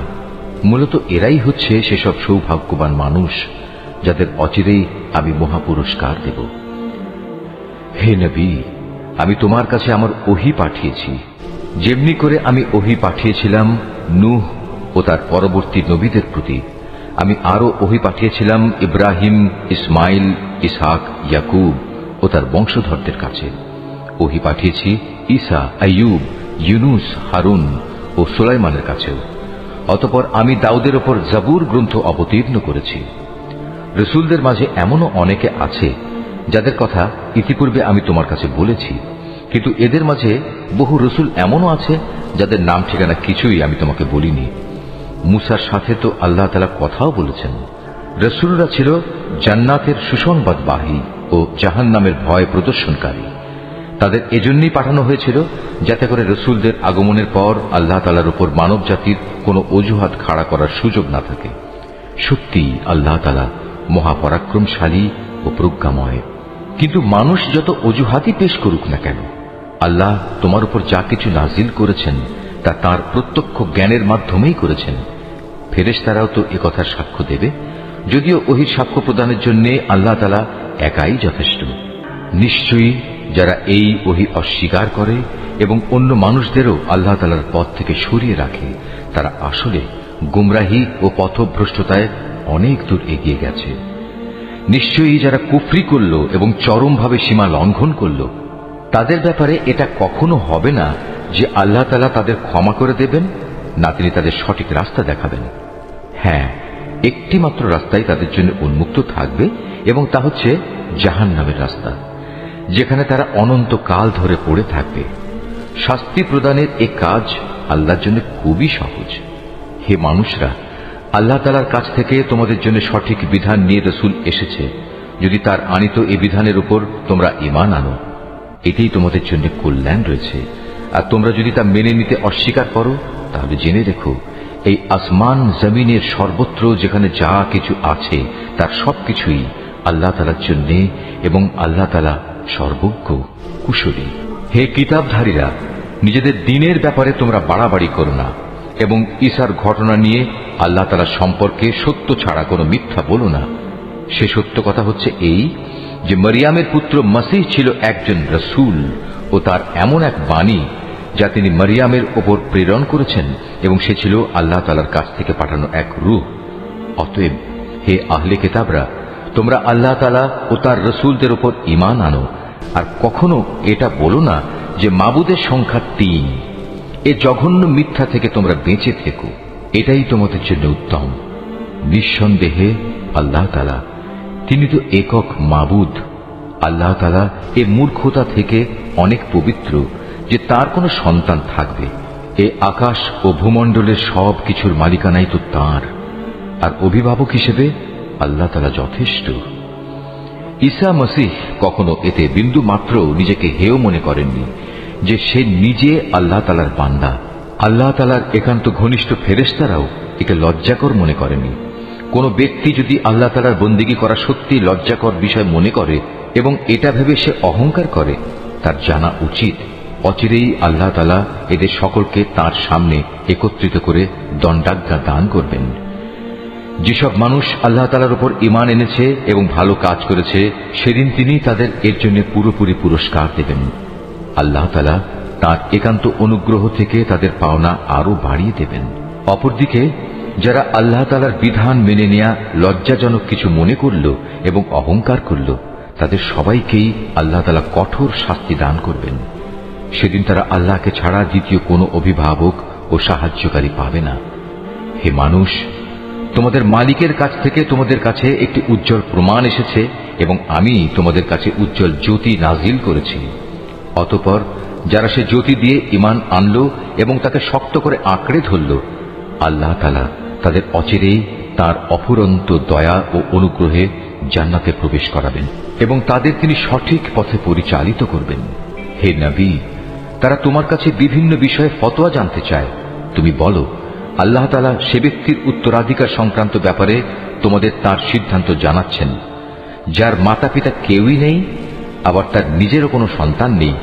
এ ধরনের কোনো ব্যক্তি যদি মারা যায় এবং সে ব্যক্তি যদি সন্তানহীন হয় এবং তার একটি বোন থাকে, তাহলে সে বোনটি সে মৃত ব্যক্তির পরিত্যক্ত সম্পত্তির অর্ধাংশের মালিক হবে। অপরদিকে সে যদি নিঃসন্তান হয়, তাহলে সে তার বোনের সম্পত্তির উত্তরাধিকারী হবে। আবার যদি তারা দুজন হয়, তাহলে তারা দুই বোন সেই পরিত্যক্ত সম্পত্তির 3 ভাগের 2 ভাগ অংশের মালিক হবে। যদি সে ভাই বোনেরা কয়েকজন হয়, তাহলে মেয়েদের অংশ 1 ভাগ ও পুরুষদের অংশ 2 ভাগ হবে। আল্লাহ তাআলা উত্তরাধিকারের এ আইন কানুন অত্যন্ত সুস্পষ্টভাবে তোমাদের জন্য বলে দিয়েছেন, যাতে করে মানুষের উদ্ভাবিত বন্টন পদ্ধতিতে তোমরা বিভ্রান্ত হয়ে না পড়ো। আল্লাহ তাআলা সব কিছুর ব্যাপারেই সম্যক ওয়াকিবহাল।